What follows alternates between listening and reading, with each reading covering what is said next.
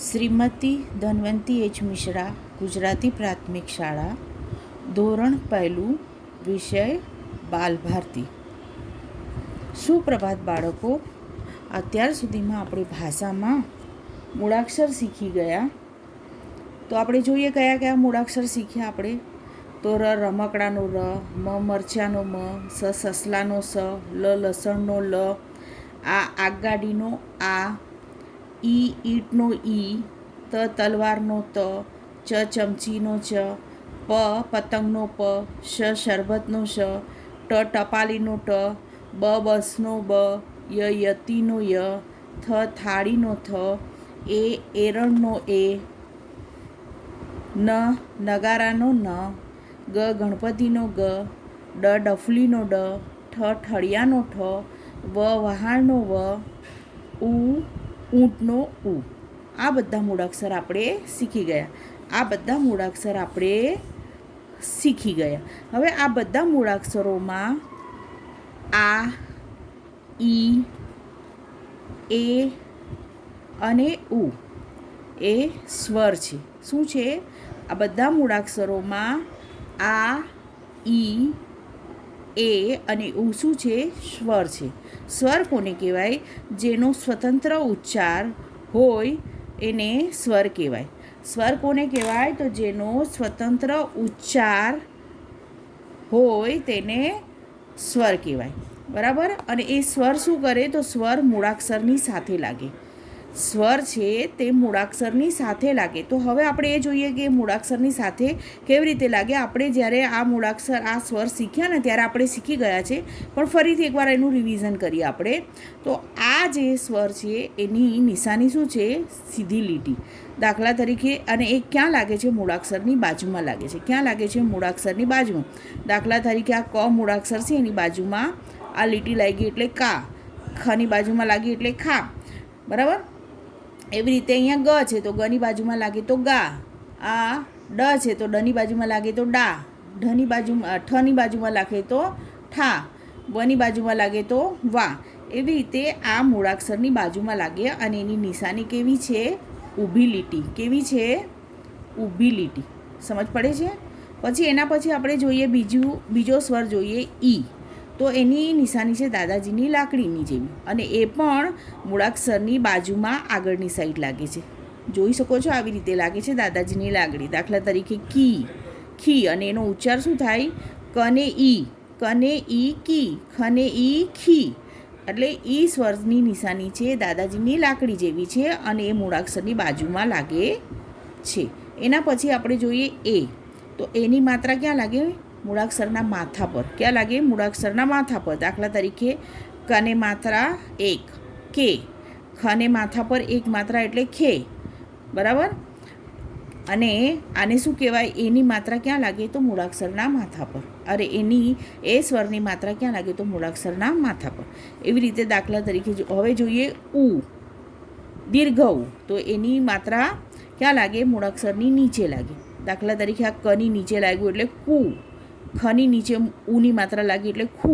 એટલે ઉ સ્વરની માત્રા ક્યાં લાગે? મૂળાક્ષરની નીચે. બરાબર? આ સ્વરની માત્રા છે ઊભી લીટી, એ મૂળાક્ષરની બાજુમાં લાગે. ઈ સ્વરની માત્રા દાદાજીની લાકડી જેવી છે, એ પણ મૂળાક્ષરની બાજુમાં લાગે. એ સ્વરની માત્રા છે અથવા નિશાની છે એ ક્યાં લાગે? મૂળાક્ષરના માથા પર. અને ઉ સ્વરની નિશાની નીચે લાગે, મૂળાક્ષરની નીચે લાગે, અને એ એકડે એક જેવી છે. આ પણ એકડે એક જેવી છે. આ દાદાજીની લાકડી જેવી છે અને આ સીધી ઊભી લીટી છે. એટલે આપણે અત્યાર સુધીમાં આ, ઈ, એ અને ઉ એ સ્વર શીખી ગયા. હા, અને આ બધા મૂળાક્ષર આપણે શીખી ગયા. તો હવે આજે આપણે કંઈક વાંચતા શીખીશું એના ઉપરથી, જે મૂળાક્ષર શીખી ગયા છે. તો આપણે આજે બુકના પાના નંબર 40 પર વાંચીએ. બરાબર? વાંચીએ આપણે. આ વાક્યો છે એ આપણે વાંચવાના છે.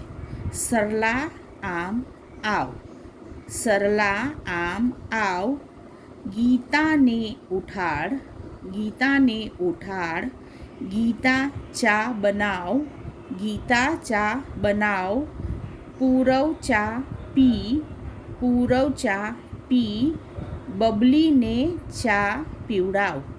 બબલીને ચા પીવડાવ. આપણે જેટલા મૂળાક્ષર આપણે શીખી ગયા છે અને જેટલા સ્વર શીખી ગયા છે, એટલે સ્વર અને વ્યંજન જે શીખી ગયા છે એના ઉપરથી આ વાક્ય છે.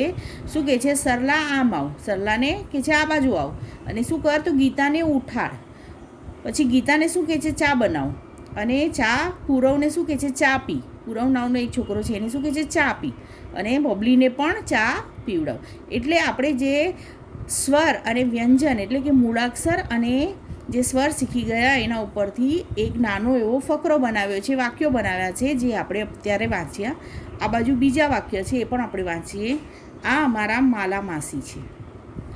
આ અમારા લતા મામી છે. માસી અને મામી તમને ખબર છે ને, મમ્મીની બેનને માસી કહેવાય અને મમ્મીના ભાઈની પત્નીને મામી કહેવાય. મામા હોય એની સાથે મામી હોય. આપણે કુટુંબ, મારું કુટુંબ શીખી ગયા છે પહેલાં ભાષામાં. તો માસી સરસ લાપસી બનાવે છે. માસી શું બનાવે છે? લાપસી બનાવે છે. કેવી બનાવે છે? સરસ બનાવે છે. લતા મામી ઊન લાવ. લતા મામી શું લાવે છે? લતા મામીને શું કહે છે? ઊન લાવે. લતા મામી ઊન લાવે. અને મામી સરસ આસન બનાવે. ઊનમાંથી મામી શું બનાવે છે? આસન. આસન એટલે શું? કે આપણે જે નીચે બેસીએ જમીન પર ત્યારે જે કંઈ પાથરીને બેસીએ એને શું કહેવાય? આસન. તો આપણે ફરીથી વાંચીએ. આ અમારા માલા માસી, આ અમારા લતા મામી. મામી સરસ લાપસી બનાવે. લતા મામી ઊન લાવે. મામી સરસ આસન બનાવે. મામી ઊનમાંથી સરસ આસન બનાવે છે. તો આ બધા વાક્યો તમારે પણ વાંચવાના છે, આ બંને વાક્યો, અને નોટબુકમાં લખવાના છે. હવે આપણે અહીંયા એની નીચે આપ્યું છે પાના નંબર 40 પર જ આપ્યું છે 2 ચિત્રો વચ્ચે તફાવત શોધો. હવે અહીંયા 2 ચિત્રો આપ્યા છે. તમે પહેલી નજરથી જોશો ને તો તમને લાગે આ 2 ચિત્ર સરખા જ છે, પણ આ 2 ચિત્રનું એકદમ ઝીણું નિરીક્ષણ કરવાનું છે, ધારીને નિરીક્ષણ કરવાનું છે, તો તમને એમાં તફાવત દેખાશે. હવે આપણે શોધીએ. હવે આપણે આ પક્ષી જોયું, આ પક્ષી જોયું ને આ પક્ષી જોયું, તો એ બેમાં કાંઈ તફાવત નથી. હવે અહીંયા એક વિમાન ઉડી રહ્યું છે. અહીંયા જોશું તો અહીંયા આગળ વિમાનની આગળ એક પંખો છે, એને 4 પાંખ છે, જ્યારે આ ચિત્રમાં 3 પાંખ છે. એટલે આ 2 વચ્ચે તફાવત છે. એના પછી નીચે ઘડિયાળ જોઈએ તો આ ઘડિયાળમાં 2 જ કાંટા છે, જ્યારે આ ઘડિયાળમાં 3 કાંટા છે. એટલે આ ચિત્રમાં આ 2 ઘડિયાળ વચ્ચે પણ તફાવત છે. એના પછી આવી આ ઝાડ પાસે, તો આ સફરજનનું ઝાડ છે. અહીંયા 2 સફરજન લાલ છે અને 1 સફરજન પીળું છે, જ્યારે આ ઝાડ પર 3 સફરજન કેવા છે? લાલ છે. બરાબર. એના પછી આપણે અહીંયા આવીએ તો જો આ પેન્સિલને સરસ અણીવાળી પેન્સિલ છે, જ્યારે આ પેન્સિલની અણી તૂટી ગઈ છે, એટલે આ બી તફાવત છે. પછી અહીંયા જોઈએ તો આ જે લાલ ફૂલ છે એની નીચે 2 પાંદડા છે લીલા, જ્યારે આ ફૂલની નીચે 2 પાંદડા નથી. પછી અહીંયા જોઈએ તો અહીંયા 2 પીળા ફૂલ છે, જ્યારે અહીંયા એક જ પીળું ફૂલ છે, અહીંયા બીજું ઝીણું નીચે પીળું ફૂલ છે નહીં આ ચિત્રમાં. એના પછી અહીંયા જોઈએ તો અહીંયા એક કુંડું છે. આ કુંડાની અંદર ઉપર છોડ છે એક, અને અહીંયા જે કુંડું છે એ કેવું છે? ખાલી છે. પછી આપણે અહીંયા આવીએ, હજી નીચે આવીએ તો અહીંયા એક નાનું ટેડી બેર છે અથવા એક નાનું પિલ્લું છે, તો એને 2 કાન છે. જોઈ શકો છો અહીંયા 2 કાન, જ્યારે આ જે ચિત્ર છે એમાં આ પિલ્લુને એક જ કાન છે, અહીંયા એક કાન છે નહીં, તો આ પણ ફરક છે. પછી અહીંયા આપણે થાળીમાં જોઈએ તો આ થાળીમાં કેટલા લાડુ છે ગણીએ આપણે. 1 2 3 4 5 6 7 અને 1 2 3 4 5 6 7 8 અને 9 લાડુ છે.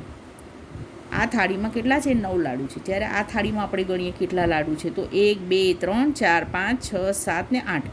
એટલે આ થાળીમાં 8 લાડુ છે ને આ થાળીમાં 9 લાડુ છે, એટલે આ પણ બેઉમાં તફાવત છે. પછી આ ચિત્રમાં તમને અહીંયા એક પપોડી જેવું દેખાય છે, જ્યારે આ ચિત્રમાં અહીંયા આગળ છે નહીં. દેખ જુઓ, નની નીચે અહીંયા કાંઈ નથી અને અહીંયા નની નીચે એક નાની પપોડી જેવું દેખાય છે. તો આ ચિત્રમાં કુલ, આ બંને ચિત્રમાં કુલ 10 તફાવત છે. કેટલા તફાવત છે?